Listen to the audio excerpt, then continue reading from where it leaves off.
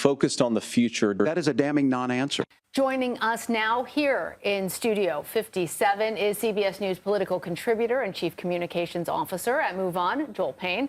Maura Gillespie is also here. She is the founder of communications firm Blue Stack Strategies. She's also worked as an advisor to House Speaker John Boehner and Congressman Adam Kinzinger.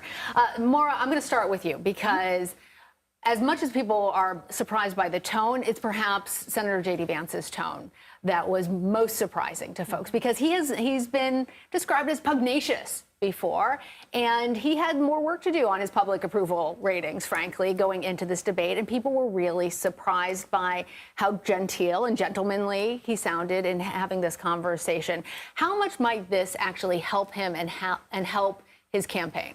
I think it's going to help a lot as far as the long-term strategy for J.D. Vance here, because if he was going to play to an audience of one, being the former president Donald Trump, we would have heard a different version of J.D. Vance. So when we've kind of been hearing more of the gaffes of, the childless cat lady comments, those things would have played to the audience of Donald Trump and maybe the MAGA base. I think what he did last night was use his opportunity to introduce himself and who he wants to be moving forward, perhaps, to a wider audience, because he knew his likability, especially against Governor Tim Walz, was down, right? People were viewing him as smug in a lot of ways. But he came out, I think, humbled and tried to be more appealing to a broader audience. And the way he spoke about with personal references to his children, but also to women, he knows that's an area, a demographic that he is down on in numbers. And so I think he really tried to play to that base. And I think long term, again, Trump, should he win, would only be president for 4 more years. He can't run again after that. And so J.D. Vance sees this as an opportunity. Well, he would then become the next de facto leader of the GOP.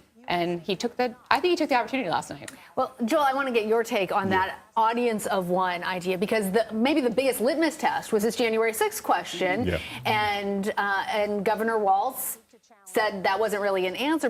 But what did you make of that exchange? Did you think that Walz should have pushed harder on that? Yeah, I mean, that Walz-Vance exchange at the very end was the moment of the debate. Just if you look at the prognosticators and you also look at the after effect of the debate, that's the moment that I think is going to have the most legs.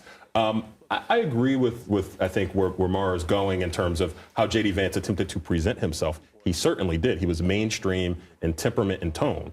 He is not mainstream in what he believes and what he thinks.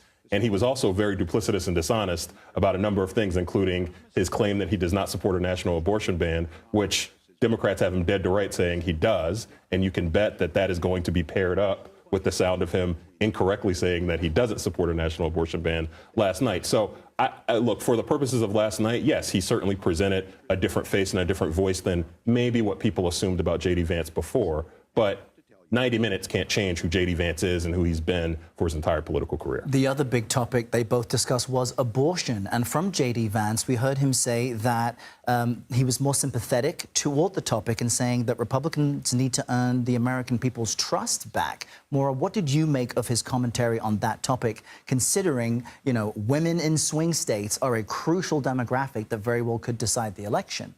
Absolutely. And I think, I've said for a long time, my being conservative is because I believe in a smaller, more accountable government. And when it comes to the topic of abortion and women's health, 2 things can be true at once. You can believe in the sanctity of life, but you can also believe in women's right to have medical freedom over their bodies. And I think what J.D. Vance was getting at, and I do agree with you, they're going to play that sound clip of him saying, that he would absolutely approve, an all-out abortion ban. What he was trying to do last night was say, I had personal experience. I have a friend who had an abortion, and he was trying to be more relatable and recognize the nuances of this topic, and especially in Republican circles. But I do think, it comes down to trust, too. Can we trust that he's going to stand by what he said last night versus what he said in the past? Can we trust that he would actually have a say in this topic? Should he be, should they win? Or will Donald Trump have the overall say? So I think it comes down to trust. And I don't know if the voters last night saw that they could trust what he said last night. And Joel, look, our polling shows viewers found that it was a split debate.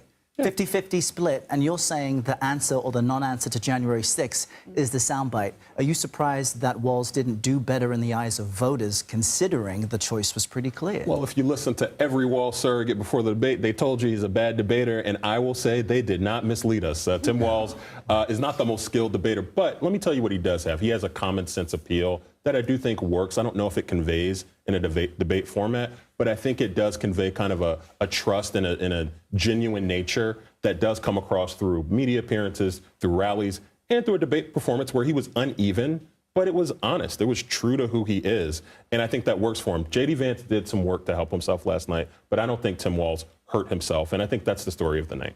We could all welcome a return to civility, then.